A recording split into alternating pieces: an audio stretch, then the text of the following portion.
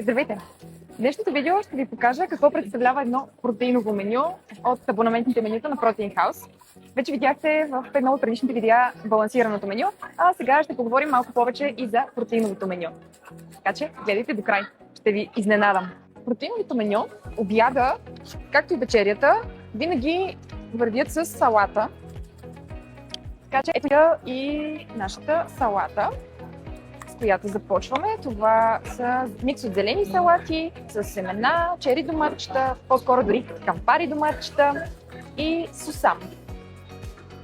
Както виждате, свежо, питателно и вкусно. Между другото и засища. Продължаваме обаче и с обяда.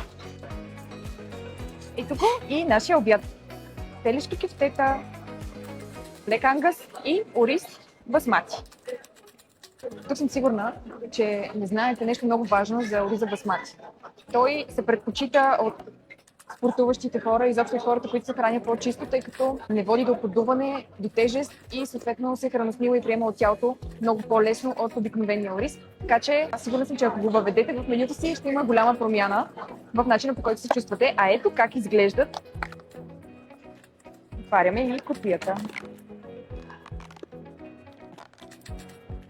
Ето го нашия протеин, телешките кефтенца Black Angus и нашия въглехидрат ориста. Заедно с салатката.